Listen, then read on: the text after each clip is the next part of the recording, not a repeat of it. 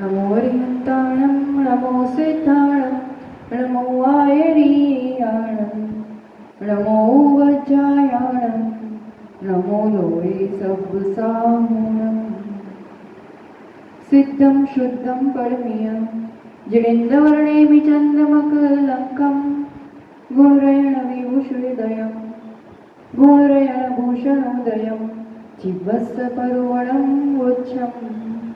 पंच परमेष्ठी भगवान की, तपस्वी सम्राट आचार्य सन्मति सागर जी महाराज की, चतुर्थ पट्टाधीशाचार्य रोहन सुनील सागर जी गुरुदेव की।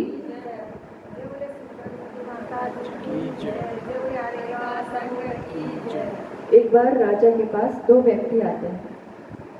एक अपने आप को चित्रकार बताता है और दूसरा कहता है कि मैं विचित्रकार हूँ। तो राजा को भी सुन के लगा कि क्या बात है, तो ठीक है, आप जो भी करते हो 6 महीने आपको देता हूँ, आप अपनी कला प्रस्तुत कीजिए।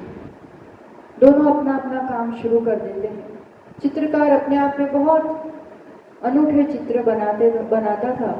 उसने पूरा जम्बूद्वीप बनाया, जम्बू वृक्ष, भरत क्षेत्र, आर्यखंड, पूरा राजमहल, पूरा चित्र बहुत सुंदर एक बड़ी सी दीवार पर बनाया। और जो दूसरा था विचित्रकार, वो सामने की दीवार को घिस रहा था। 6 महीने से उसे घिस रहा था।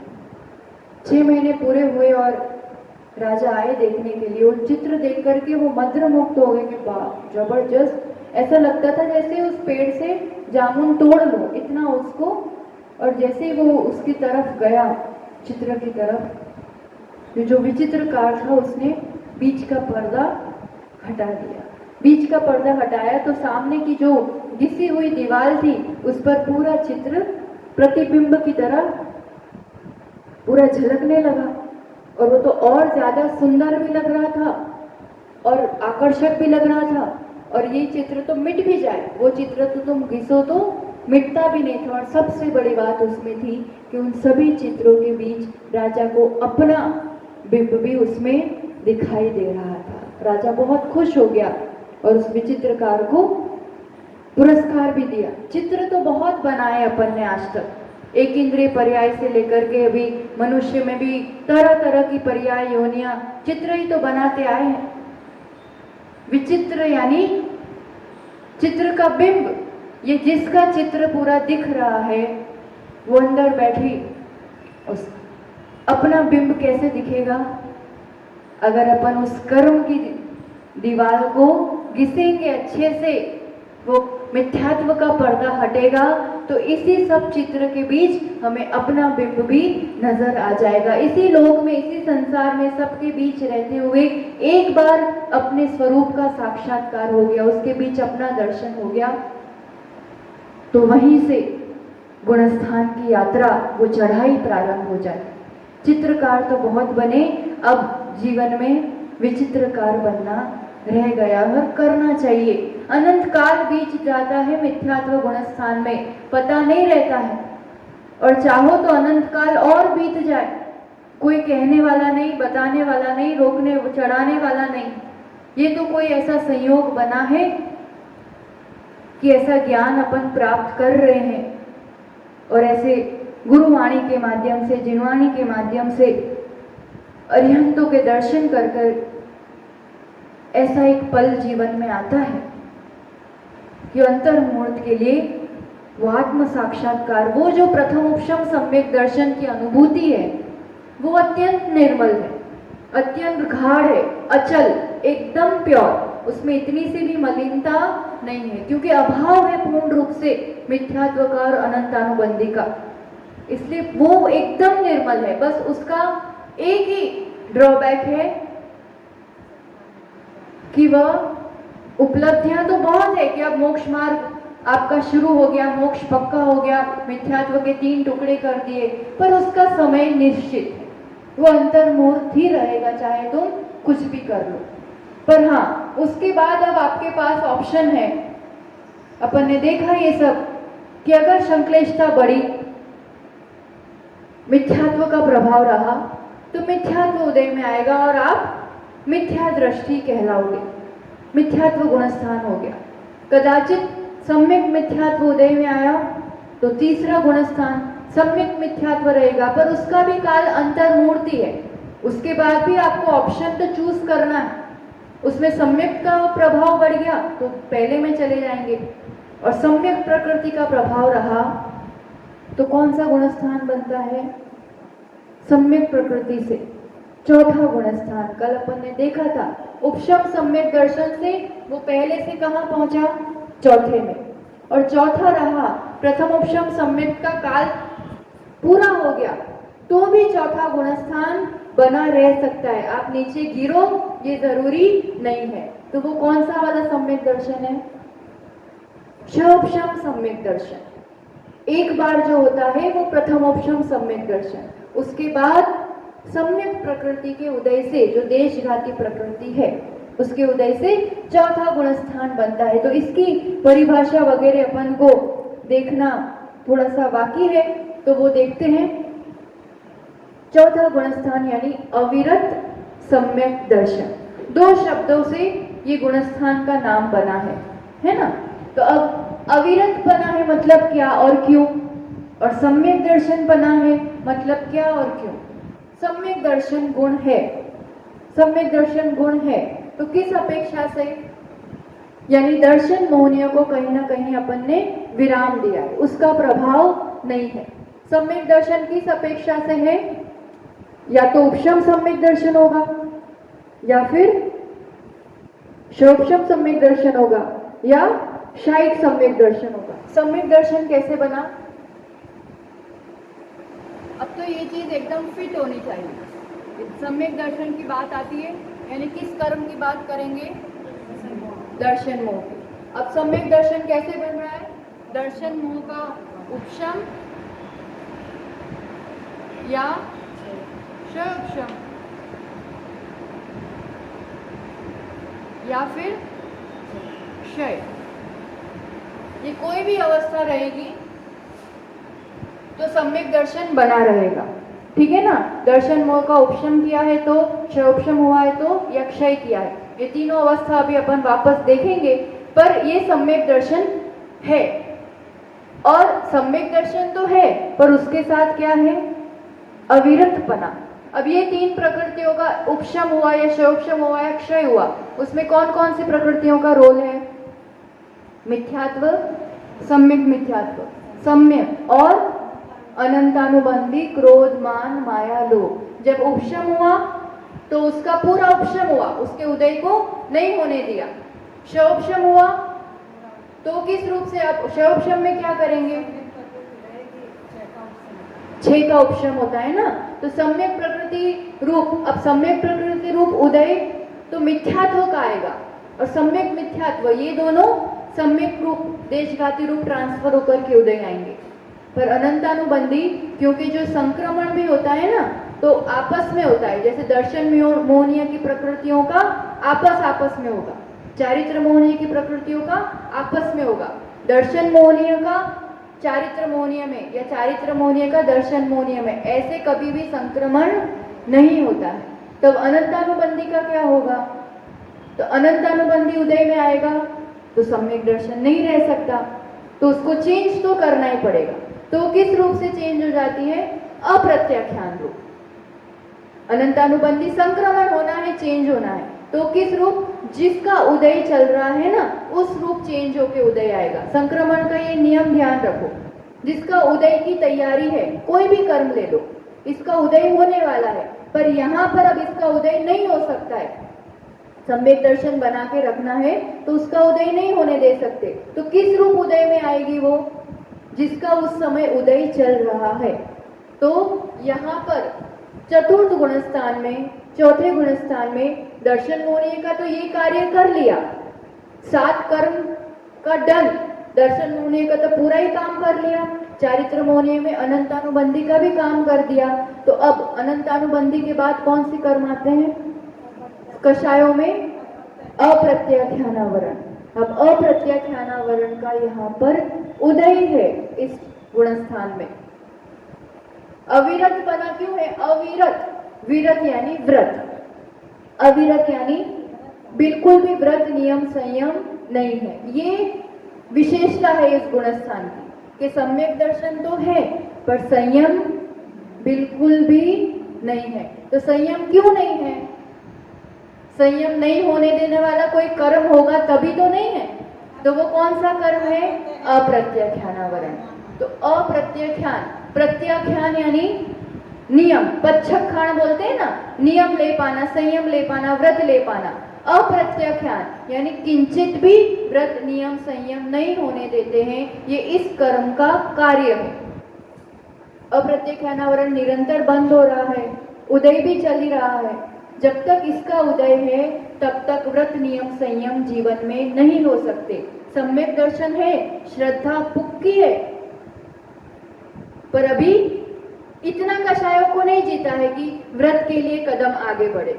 इतनी ऊंचाई तो कर ली कि सम्यक दर्शन हो गया, पर अभी चारित्र के लिए थोड़े और कदम बढ़ाने पड़ते, कषायों को और ज्यादा जीतना पड़ता है।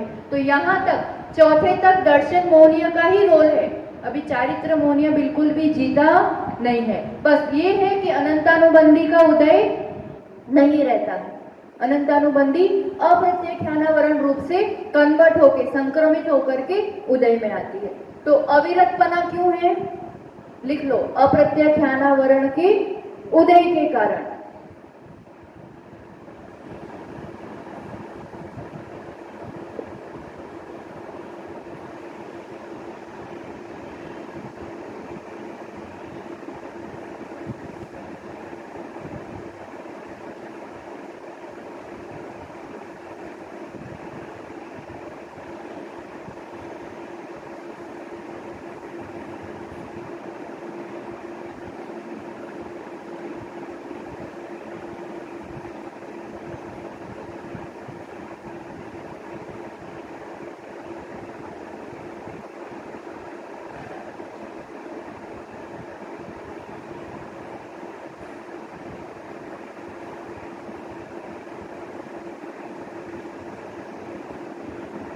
संयम दो प्रकार से होता है, एक इंद्रिय और मन का संयम और एक 6 काय के जीवों की रक्षा रूप संयम। तो यहाँ पर एक भी संयम नहीं है, इंद्रिय और मन का भी असंयम है और 6 कायों जीवों की हिंसा आदि पाप भी हो रहा है। अभी पापों से विरक्त नहीं हुआ है, बस सम्यक दर्शन हुआ है। तो गृहस्थी श्रावक जो देवशास्त्र गुरु पर अटल श्रद्धान रख रहा है, अटल नहीं हो भले शौक्षमिक हो पर श्रद्धान पूरा है, अपनी आत्मा के अस्तित्व पर भी श्रद्धान है, कर्म सिद्धांत पर भी श्रद्धान है, देवशास्त्र गुरु पे, मोक्ष मार्ग पे भी श्रद्धान है, पर अभी के अभी घर छूट जाए, संयम आ जाए, ये वाली अवस्था नहीं है। तो ये जो गृहस्थी श्रावक की अवस्था होती है, ये कौन सी वाली अवस्था है? अविरत सम्यक दर्शन। कौन से गुणस्थान की बात हो रही है? चौथे गुणस्थान में 2 गुण एक साथ है ना। सम्यक दर्शन का गुण प्रकट हो गया है और व्रत नियम संयम का गुण अभी बिल्कुल भी प्रकट नहीं हुआ है, ऐसी वाली बीच वाली अवस्था है ये। इतना एकदम क्लियर हो गया? अविरतपना क्यों है? अप्रत्याख्यानावरण का उदय चल रहा है, चौथे गुणस्थान वाले को इसका उदय निरंतर चल रहा है। और सम्यक दर्शन क्यों है? क्योंकि दर्शन मोहनी और अनंतानुबंधी का उपशम क्षयोपशम या क्षय किया है। ठीक, इतनी बात समझ में आई। अब ये सम्यक दर्शन कितने प्रकार से हो सकता है? इस गुणस्थान में जब भाव भी बताए थे तो कि कौन कौन से भाव थे इस गुणस्थान में? 3 भाव थे। कौन कौन से? उपशम, क्षयोपशम और शायिक, है ना। पहले गुणस्थान में कौन सा भाव था? औदायिक। किसके उदय? कौन सा उदय? मिथ्यात्व के उदय से जो गुणस्थान बनता है वो कौन सा गुणस्थान? औदायिक भाव, क्योंकि मिथ्यात्व के उदय से जो हमेशा से यही रहा है। अब पुरुषार्थ से सबसे पहले जीव को क्या होता है? प्रथमोपशम सम्यक दर्शन। दूसरे या तीसरा गुणस्थान नहीं होता है। कौन सा गुणस्थान होता है? चौथा। अगर वो व्रत नियम संयम के साथ नहीं है, नॉर्मल श्रावक है, और श्रावक क्या, ये तो चारों गतियों में हो सकता है। ये चौथा वाला गुणस्थान और प्रथमोपशम सम्यक दर्शन चारों गति के पंचेंद्रिय संगी जीव को हो सकता है। जैसे सौधर्म इंद्र आदि, उनका कौन सा गुणस्थान है?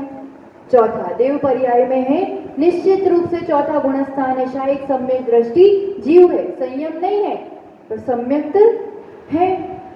और नरक में ले लो तो राजा श्रेणी, अभी सम्यक दर्शन है, शायिक सम्यक दृष्टि जीव है, यानी कौन से गुणस्थान में है?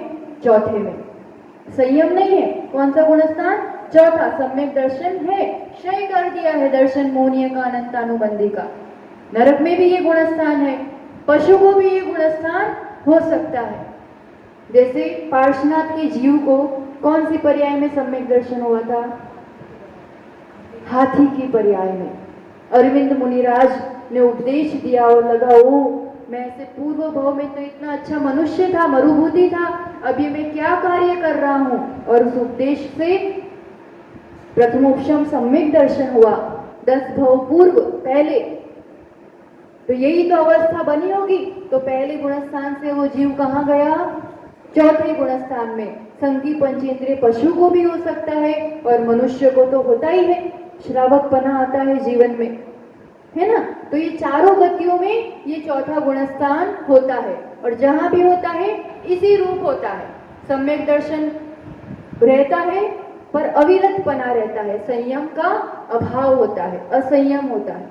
ठीक, अब तीनों प्रकार के संयम अपन देखें।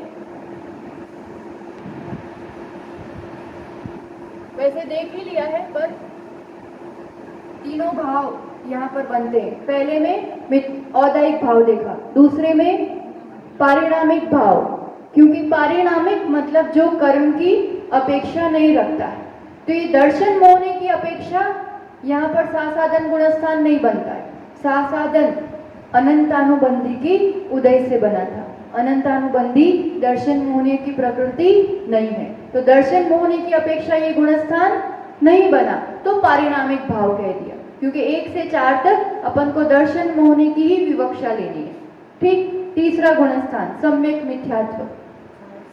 सम्यक मिथ्यात्व प्रकृति के उदय से ये गुणस्थान बना, पर यहाँ औदायिक भाव नहीं कहा है, शैवक्षमिक भाव कहा है, क्योंकि कल देखा था अपन ने कि उदय है सम्यक मिथ्यात्व का, पर वो सर्वघाती पने से काम नहीं करता है। उदय है मतलब वो सीधा काम कर रहा है, तो सीधा सर्वघाती रूप से काम नहीं करता है ना, जात्यांतर रूप काम करता है। दोनों प्रकार के परिणाम बनते हैं, तो मिक्स परिणाम होते हैं, वो कैसी अवस्था कहलाती है? श्रोपशमिक अवस्था। औदायिक में तो सीधा सर्वघात हो जाएगा ना सम्यक का, पर सम्यक का पूरा घात नहीं होता है, मिश्र वाली अवस्था है, इसलिए उसको शौपशमिक अवस्था कही, शौपशमिक भाव दशा कही। अब चौथे गुणस्थान में, चौथे गुणस्थान में तीनों प्रकार के भाव होते हैं, उपशम, शौपशम, शायिक। तीनों एक साथ नहीं, तीनों में से कोई भी एक अवस्था, एक भाव किसकी अपेक्षा? दर्शन मोहनीय की अपेक्षा। चारित्र मोहनीय की अपेक्षा तो उदय चल रहा है अप्रत्यय ध्यानावरण का, तो ये उपशमादि भाव किस अपेक्षा कहे?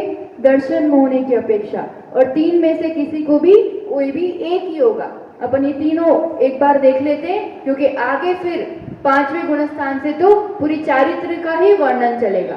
अब यहाँ एक बार सम्यक दर्शन का वर्णन कर लिया तो ये ऊपर तक लेना, ठीक है ना। तो कौन सी अवस्था कहाँ तक रहती है, कैसे रहती है, ये पूरा अपन थोड़ा सा समझते हैं। सबसे पहले कौन सा सम्यक दर्शन होगा? कोई भी मिथ्या दृष्टि जीव को फिक्स, ये डन है ना, उपशम सम्यक दर्शन ही होगा सबसे पहले, किसी को भी शोपशम या शायिक सीधा नहीं होता है। उपशम सम्यक दर्शन जो मिथ्या दृष्टि जीव को होता है उसको अपन क्या कहते हैं? प्रथमोपशम सम्यक दर्शन।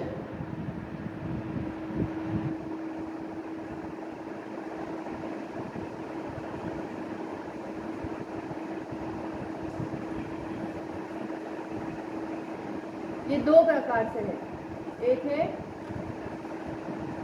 प्रथमोपशम सम्यक, ठीक है। अब ये कहाँ कहाँ होता है, कब होता है, कितना होता है, और दूसरा है द्वितीयोपशम सम्यक।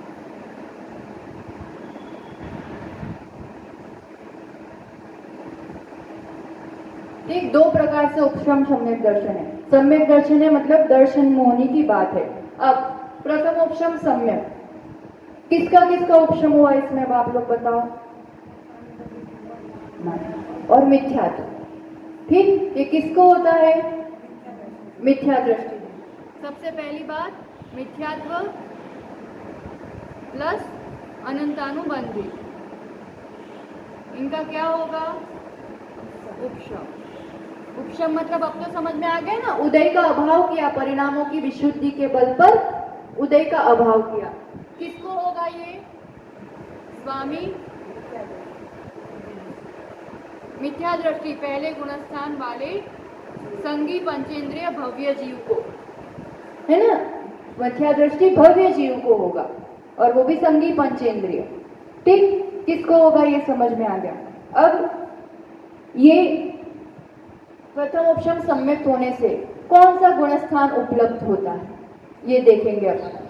ये तो पक्का हो गया मिथ्या दृष्टि भव्य जीव को, यानी पहले गुणस्थान वाले को होता है। तो ये जैसे ही हुआ प्रथम उपशम सम्यक दर्शन, तो कौन सा गुणस्थान मिलेगा, तो चौथा।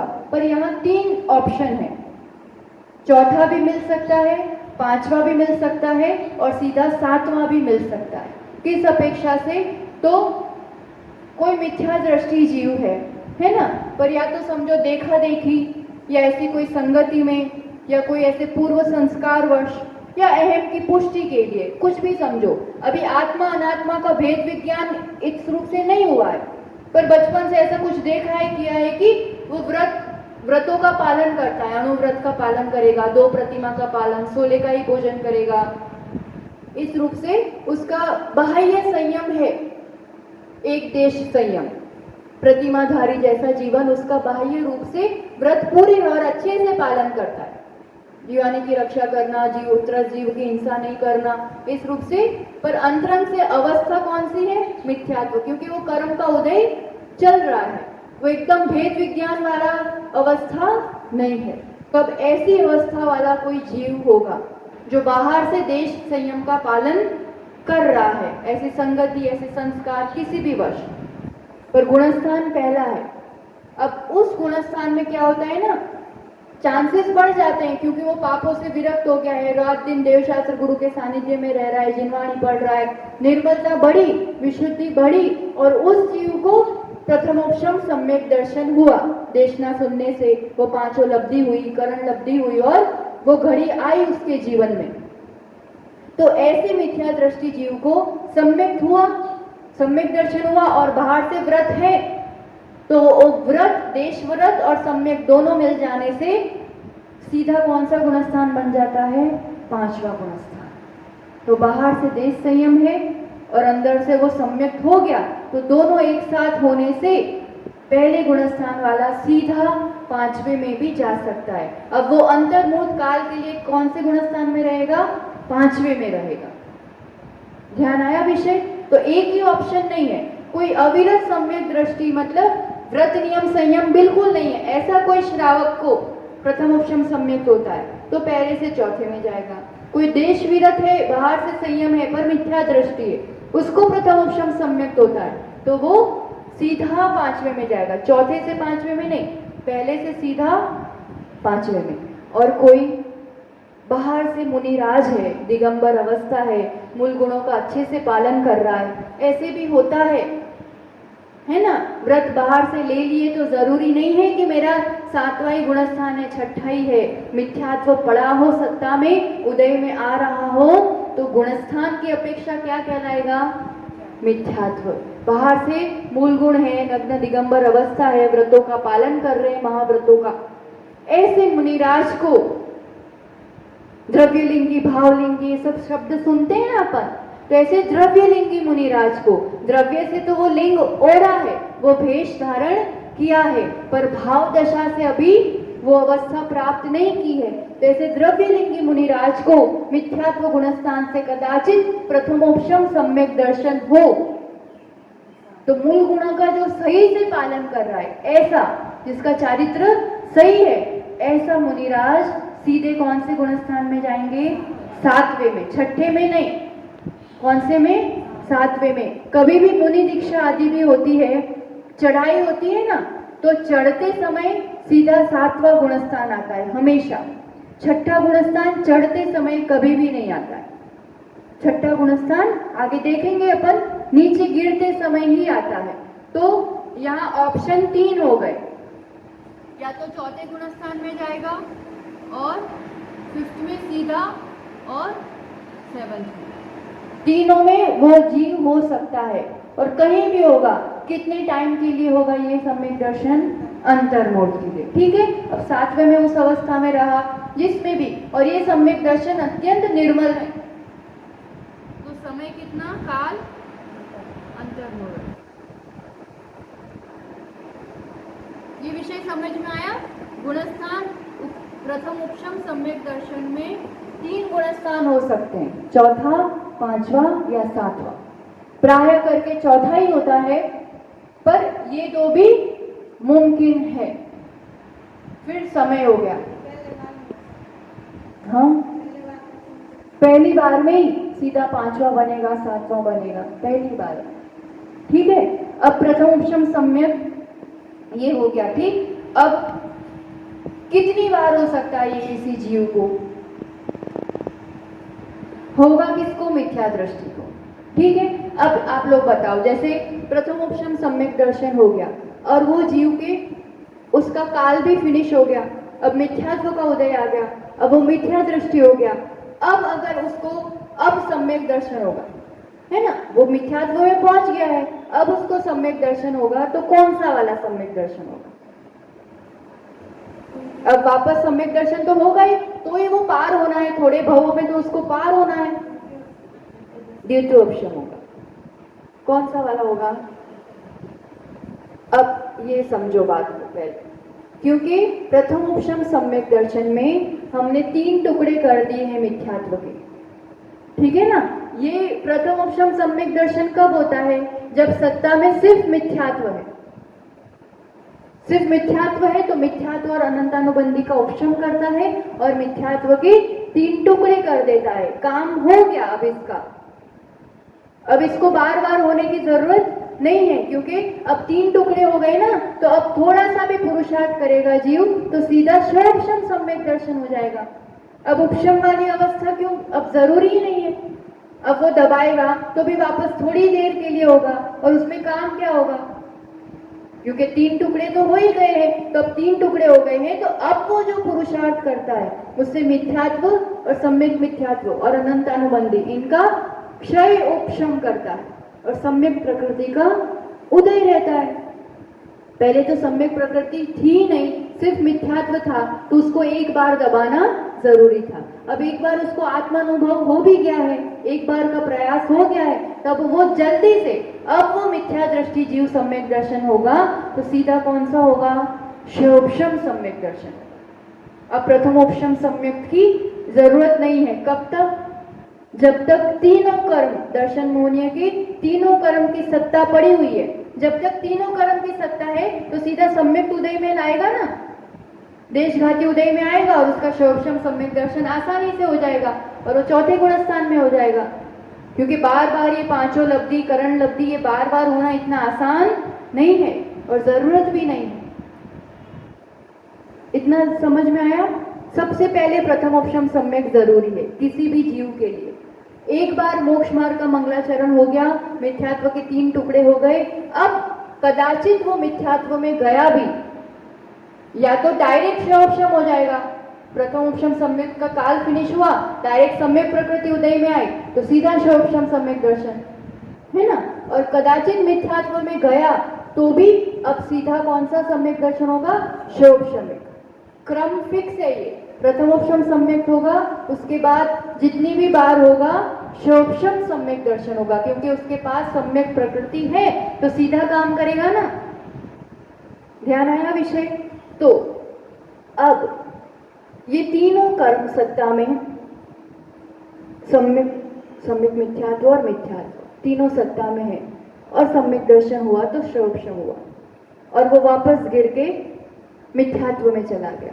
अब इसमें अगर वो मिथ्यात्व में बहुत लंबे टाइम के लिए रहता है, मान लो 1 इंद्रिय आदि पर्यायों में चला गया, वापस संगी पंचेंद्रियपना नहीं आया, क्योंकि सम्यक दर्शन रहेगा वो संगी पंचेंद्रिय जीव को ही रहेगा। चौथा गुणस्थान, पांचवा, छठा संगी पंचेंद्रिय को ही होता है। एक इंद्रिय से असैनी तक नियम से मिथ्यात्व गुणस्थान होता है। तो मान लो एक बार इस जीव ने प्रथमोपशम सम्यक किया है, 3 टुकड़े भी कर लिए, पर कदाचित चूक गया और एक इंद्रिय आदि पर्यायों में चला गया, तो अनंत काल तक उसी पर्याय में रहेगा। मान लिया कि अर्धपुद्गल परावर्तन ही मैक्सिमम उसका शेष है, उससे ज्यादा तो वो संसार में नहीं रहने वाला है, पर अर्धपुद्गल परावर्तन में भी अनंत काल होता है। तो बहुत लंबे टाइम तक मिथ्यात्व मिथ्यात्व मिथ्यात्व में ही रहा। तो क्या होगा अब यहाँ पर? मिथ्यात्व का ही उदय चल रहा है नॉन स्टॉप। सम्यक मिथ्यात्व और सम्यक का यूज हो रहा है। कोई काम अपन ने किया पर उसका सदुपयोग नहीं करेंगे, अब उसका यूज ही नहीं हो रहा है, तो क्या होता है? जीव जितनी भी देर मिथ्यात्व गुणस्थान में रहता है ना, उतनी देर के लिए प्रतिपल हर समय सम्यक मिथ्यात्व और सम्यक प्रकृति मिथ्यात्व रूप संक्रमित होती रहती है। संक्रमण का लॉजिक फिट है, जिसका उदय चल रहा है उसकी जरूरत है, तो उसी प्रमाण से बाकी उत्तर प्रकृतियां चेंज होती रहती है। जिसका यूज नहीं है और एक का यूज चल रहा है, तो नॉन स्टॉप न सम्यक और सम्यक मिथ्यात्व कन्वर्ट हो रही है, कन्वर्ट हो रही है, कन्वर्ट हो रही है। और हमने देखा था कि सम्यक मिथ्यात्व और सम्यक को द्रव्य थोड़ा थोड़ा ही मिलता है, बहुत ज्यादा तो मिला नहीं था, 1 भाग द्रव्य ही मिला था। तो वो जो अनंत काल का एक इंद्रिय आदि पर्याय का नॉन स्टॉप जो समय रहा, उसमें पूरा द्रव्य मिथ्यात्व रूप हो गया, जैसे था ही नहीं तीनों, इस रूप से अवस्था हो गई। अब सत्ता में क्या है? मिथ्यात्व है और अनंतानुबंधी है। अब इस जीव को सम्यक दर्शन करना होगा, तो कौन सा सम्यक दर्शन होगा? वापस सम्यक दर्शन तो करना ही पड़ेगा, तो ही पार होना है। तो अब जो होगा वो शयोपशम नहीं हो सकता है, क्योंकि सम्यक मिथ्यात्व है ही नहीं सत्ता में। शयोपशम के लिए सम्यक मिथ्यात्व, सम्यक प्रकृति का उदय चाहिए ना, देशघाती का। प्रथमोपशम सम्यक होगा। वापस कहने का हमारा तात्पर्य है कि ये बार बार भी हो सकता है, असंख्यात वर्षों बाद होगा। अभी आज मुझे इस जन्म में हुआ, वापस 10 साल बाद वापस हो जाएगा, ऐसा नहीं, क्योंकि 10 साल बाद सम्यक दर्शन होगा, तब तो सम्यक प्रकृति पड़ी होगी सत्ता में। जब तक सम्यक प्रकृति है सत्ता में, तब तक सीधा शोभशम सम्यक दर्शन होगा, और असंख्यात वर्ष तक वो मिथ्यात्व में ही रहा, तो पूरा द्रव्य मिथ्यात्व में संक्रमित हो जाता है। तो फिर जो वापस होता है वो प्रथमोपशम सम्यक ही कहलाता है, द्वितीयोपशम नहीं कहलाता। मिथ्या दृष्टि जीव को जितनी भी बार उपशम सम्यक होगा, तो वो प्रथमोपशम सम्यक ही कहलाता है।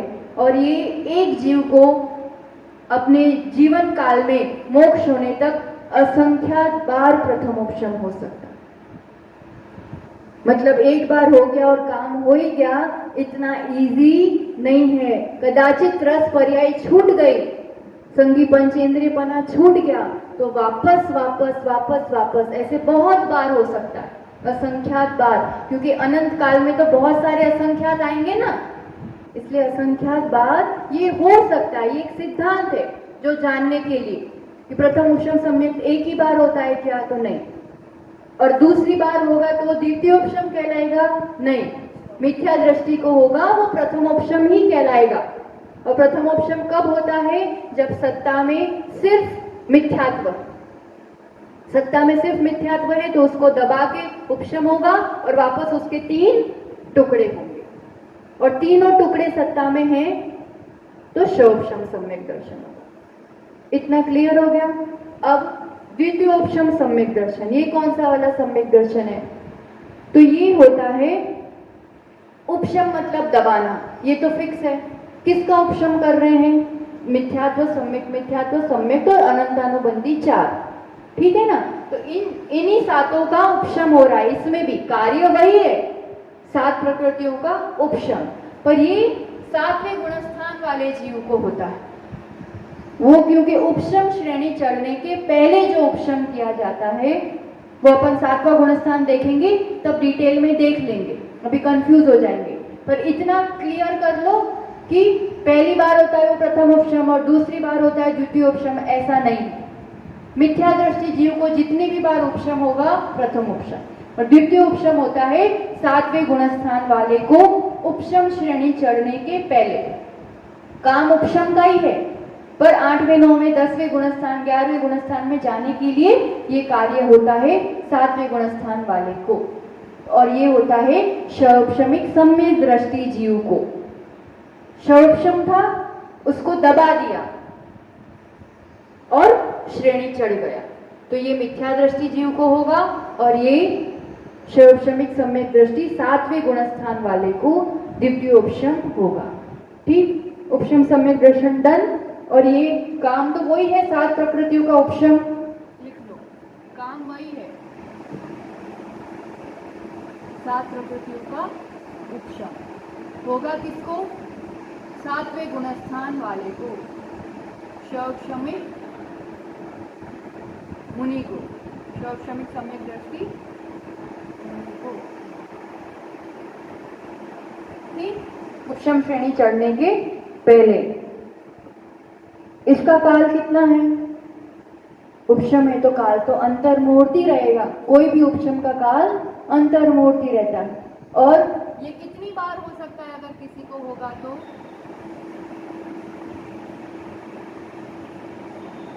ये देखेंगे अपन, ये ऊपर के गुणस्थानों की बात है, उपशम श्रेणी चढ़ने की बात है। तो उपशम श्रेणी अगर कोई जीव चढ़ता है तो अधिक से अधिक 4 बार, इसके बाद तो वो सीधा पार ही हो जाएगा, उसका शपक श्रेणी चढ़ ही जाएगा। तो द्वितीय उपशम सम्यक होता है मैक्सिमम 4 बार, और प्रथम उपशम सम्यक कितनी बार हो सकता है? असंख्यात बार।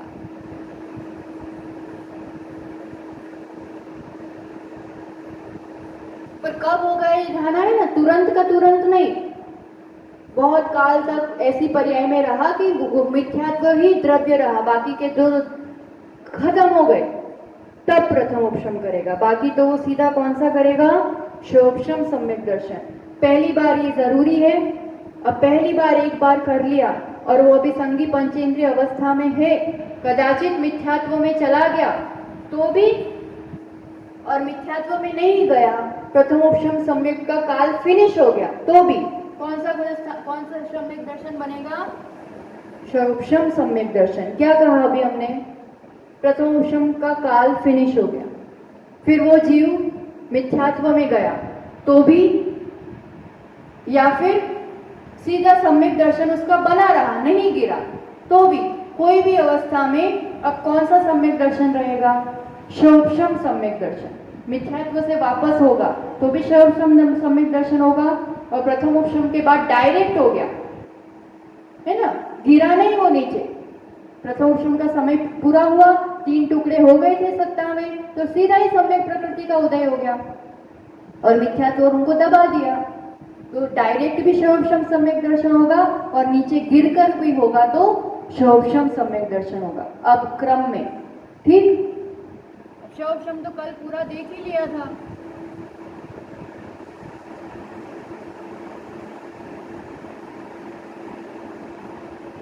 क्षय है। अब आप लोग बता दो फटाफट, एक बार इसमें रिवाइज कर लेते हैं एकदम फास्ट। हाँ।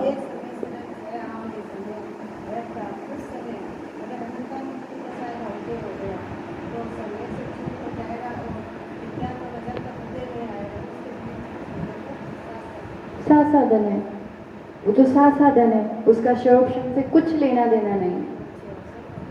शौपशम सम्यक दर्शन वो तो दूसरा गुणस्थान है, ये तो चौथे 5वें की बात चल रही है ना। सम्यक दर्शन है, साधन में तो सम्यक की विराधना हो गई थी, अनंतानुबंधी का उदय है, तब तक सम्यक दर्शन नहीं रह सकता। शौपशम में हाँ, प्रकृतियों का क्षय, हाँ, और देशघाती का उदय। शौपशम मतलब फिट कर लो, सर्वघाती का क्षय और उपशम, और देशघाती का उदय। ये अत्यंत निर्मल अवस्था नहीं है, एकदम प्योर वाली अवस्था नहीं है, है ना। चलमल अगाढ़ दोष चलायमान हो सकता है, थोड़ा उसमें चंचलता आ सकती है, पर फिर भी सम्यक दर्शन है, श्रद्धा गुण विद्यमान है, मिथ्यात्व वाली दशा नहीं है। कारण देशघाती का उदय, सम्यक दर्शन बना हुआ है क्योंकि देशघाती का उदय है, और एकदम निर्मल नहीं है क्योंकि एक देशघात तो हो ही रहा है। ठीक है, तो सर्वघाती का क्षय और उपशम, और देशघाती का उदय, ये अब एकदम फिट हो जाना चाहिए दिमाग में। ठीक है ना? हाँ, 6 प्रकृति, मिथ्यात्व, कौन सी 6 प्रकृति? मिथ्यात्व, सम्यक मिथ्यात्व, अनंतानुबंधी, क्रोध, मान, माया, लोभ, इनका उदयाभावी क्षय, यानी उस रूप से उदय में नहीं आता, देशघाती पने से उदय में आता है। कल देखा था ना पूरा डिटेल। उपशम यानी सद अवस्था रूप उपशम, उसको बिठाए रखना, उसकी उदीर्णा नहीं होने देना। इसका मतलब है उदीर्णा का अभाव, इसका मतलब है सर्वघाती रूप से उदय का अभाव, और देशघाती रूप, सम्यक रूप से उदय। 6 प्रकृति का तो ये होगा, और ये सम्यक का उदय। अब ये इस शोभशम सम्यक दर्शन में कौन कौन से गुणस्थान हो सकते हैं? ये तो अवस्था हो गई कि इस रूप की अवस्था जीव के अपने परिणामों की विशुद्धि से बनता है। ठीक है, तो चौथे गुणस्थान में था उपशम में, अब सीधा सम्यक का उदय आया, ये कार्य किया तो चौथा ही बना रहा। सम्यक दर्शन है और संयम नहीं है तो चौथा गुणस्थान। ठीक है, फिर आगे आगे अपन देखेंगे, यहाँ से सम्यक दर्शन प्रारंभ हुआ है तो अब हर गुणस्थान में ऊपर सम्यक दर्शन तो रहेगा ही रहेगा, उसके बिना ऊपर चढ़ना नहीं हो सकता। अब सिर्फ व्रत है, सिर्फ नियम है, सम्यक नहीं है, ऐसा नहीं। आगे के गुणस्थानों में सम्यक दर्शन तो रहेगा ही रहेगा। सम्यक दर्शन के साथ देश व्रत आ जाएगा तो 5वां गुणस्थान, वही शोभशम सम्यक दर्शन के साथ पूरा सकल संयम आ जाएगा तो 6ठा 7वां गुणस्थान। तो शोभशम सम्यक दर्शन 4थे, 5वें, 6ठे, 7वें 4 गुणस्थान है शोभशम सम्यक दर्शन के। 8वें से नहीं हो सकता वो, क्यों नहीं तो वो देखेंगे आगे अपन। तो शोभशम सम्यक दर्शन के गुणस्थान कौन कौन से? 4था, 5वां, 6ठा, 7वां, चारों गुणस्थान में रहता है।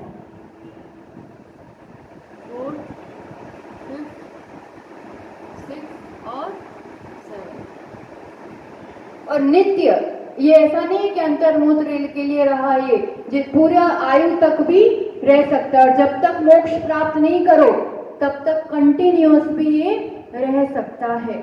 नित्य कहा इसको, हमेशा रह सकता है। डिगने में भी देर नहीं लगेगी, मिथ्यात्व भी बहुत जल्दी हो सकता है, पर अगर ये कंटिन्यूअस बना रहे तो पूरी आयु पर्यंत, फिर देव बनोगे तो देव में भी, फिर वापस मनुष्य बनोगे तो भी, जब तक मोक्ष नहीं हो, मोक्ष की बात नहीं, जब तक शायद सम्यक दर्शन नहीं हो तब तक ये कंटिन्यूअस बना रह सकता है। अब क्रम के अंदर पहला होता है प्रथमोपशम सम्यक दर्शन, फिर किसी भी जीव को होगा तो शयोपशम सम्यक दर्शन होगा, और शयोपशम सम्यक दृष्टि जीव को शायिक सम्यक दर्शन होता है।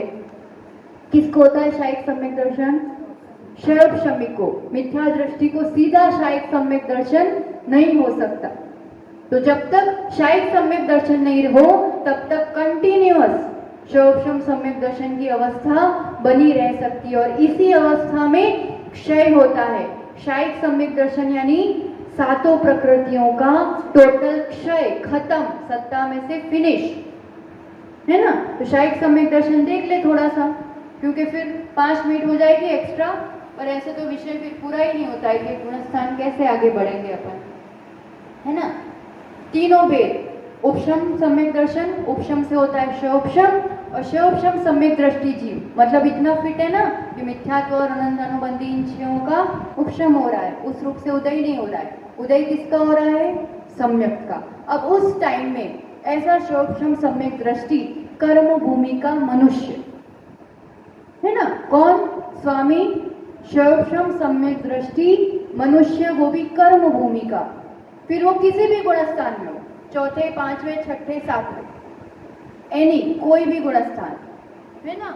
4थे से 7वें तक कोई भी गुणस्थान वाला मनुष्य, पर कैसा? शौक्षमिक सम्यक दृष्टि, ठीक है ना। अब ऐसा जीव अगर समोह शरण में तीर्थंकर केवली के पाद मूल में बैठा है ना, तब उस तीर्थंकर केवली के पाद मूल में उसकी ऐसी जबरदस्त विशुद्धि बनती है कि अभी तक तो क्या किया था, मिथ्यात्व और अनंतानुबंधी को दबाया था और सम्यक का उदय चल रहा है। अब उसका ऐसा पुरुषार्थ जगता है, ऐसी निर्मलता बढ़ती है कि ये जो अनादि से मिथ्यात्व आज तक नहीं गया था एक भी बार, उसका अब क्षय होता है।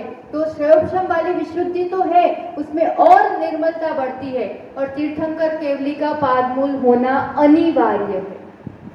उसके बिना शायद सम्यक दर्शन नहीं ही हो सकता, इसलिए अभी नहीं होता है अपन को। और ये मनुष्य को ही होगा, देव को, नारकी को, पशु को शायद सम्यक दर्शन हो सकता है, मतलब प्रारंभ इसका होने का कार्य।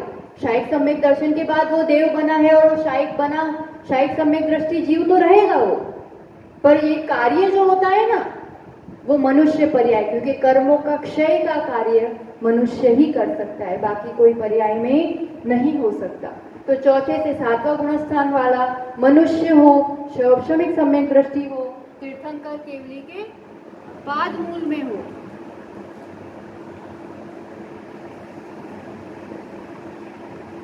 तो अब क्षय करेगा। तो किस रूप से ये कार्य होता है? सातों एक साथ नहीं जाती है कि एक क्षण में पूरे से, जैसे सातों को एक साथ दबा तो दिया था पांचों को, ये एक साथ नहीं जाती है। उसमें सबसे पहला काम होता है अनंतानुबंधी का, ठीक है। कल फिर रिपीट कर लेंगे, आज सुन लो एक बार। अनंतानुबंधी 4 कषाय, अब उसको उसकी अब काम क्या करना है, उसकी सत्ता फिनिश करना है। वो सत्ता में बिल्कुल भी नहीं रहना चाहिए। तो जितना अनंतानुबंधी है उसको टोटल अप्रत्याख्यान, प्रत्याख्यान, संज्वलन, जो भी है उसके साथ, अगर मुनि होगा तो संज्वलन में, देशव्रती होगा तो प्रत्याख्यान में, अविरत होगा तो अप्रत्याख्यान, जिसका उदय चल रहा है ना उसमें कन्वर्ट कर देंगे कंप्लीट। तो उसको अनंतानुबंधी की विसंयोजना बोलते। अनंतानुबंधी का क्षय नहीं होता है, विसंयोजना मतलब ट्रांसफर कर लेना, चेंज कर लेना, टोटल चेंज। और ये काम भी अंतर्मुहूर्त में सब होता है। शायद सम्यक दर्शन अंतर्मुहूर्त में कार्य हो जाता है उसका, फिर तो हमेशा बना रहता है, हमें सिद्ध अवस्था तक बना रहता है वो तो, पर कार्य अंतर्मुहूर्त में होता है। तो अनंतानुबंधी का एक तरफ विसंयोजना, और फिर मिथ्यात्व का जितना भी द्रव्य सत्ता में पड़ा है, अभी उसका उदय तो नहीं है, बुद्धियाभावी क्षय है, शौक्षम अवस्था है, तो उसका पूरा द्रव्य सम्यक मिथ्यात्व में ट्रांसफर करते हैं। तो पहले मिथ्यात्व की सत्ता फिनिश करते हैं। अब कौन सा द्रव्य बचा? पहले अनंतानुबंधी की सत्ता फिनिश की, फिर मिथ्यात्व को सम्यक मिथ्यात्व में कन्वर्ट कर दिया, तो अब मिथ्यात्व की सत्ता फिनिश। अब क्या बचा? सम्यक मिथ्यात्व और सम्यक प्रकृति। सम्यक का तो उदय हो रहा है ना, तो सम्यक मिथ्यात्व को भी टोटल सम्यक में कन्वर्ट हो जाएगा। संक्रमण बहुत फास्ट होता है ये संक्रमण। अब बचा क्या? सिर्फ सम्यक प्रकृति, और उसका तो उदय चल रहा है। तो उदीर्णा कर करके जितना द्रव्य, लंबी स्थिति भी हो, कुछ भी हो, खट स्थिति घटाई जाती है, फटाफट अनुभाग घटाया जाता है। उदीर्णा कर करके उस अंतर्मुहूर्त काल में ही पूरा द्रव्य ला दिया जाता है, और उदय में आके वो द्रव्य भी फिनिश होता है। और उसके उदय का लास्ट मोमेंट, सम्यक प्रकृति के उदय का आखिरी मोमेंट, वो जैसा फिनिश हुआ, उस जीव को शायद सम्यक दर्शन हो गया, क्योंकि सातों प्रकृति की सत्ता खत्म हो गई ना। तो सातों प्रकृतियों को क्षय करने से, सत्ता खत्म करने से जीव को शायद सम्यक दर्शन होता है। और एक बार शायद सम्यक दर्शन हो गया कि हमेशा हमेशा के लिए वही बना रहता है, अब कोई दूसरी अवस्था की जरूरत ही नहीं है। जब तक मोक्ष नहीं होगा तब तक भी, और मोक्ष होने के बाद भी यही अवस्था बनी रहती है। कहने का तात्पर्य, सबसे पहले मोक्ष मार्ग में मोक्ष पाने के लिए सबसे पहले सम्यक दर्शन गुण होना चाहिए, है ना। और क्षय करने के ऑर्डर में भी, जैसे उपशम किया, सबसे पहले गुण प्रकट किया, तो वो भी सम्यक दर्शन गुण प्रकट हुआ। और कर्मों को क्षय करने में, खत्म करने के उसमें भी सबसे पहले किसको खत्म करना पड़ता है? मिथ्यात्व और ये 7 प्रकृतियों को। उसी के बाद मोक्ष मार्ग, क्षय की, कर्मों को खत्म करने की, जीतने की जो श्रृंखला प्रारंभ होती है, उसमें भी सबसे पहले इसी को खत्म करना पड़ता है।